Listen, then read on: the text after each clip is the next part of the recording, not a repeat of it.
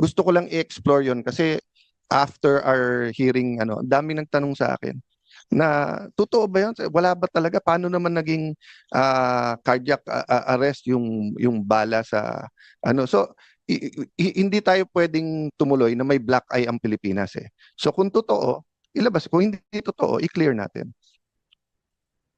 Nako, imposible yan, Senator Cayetano.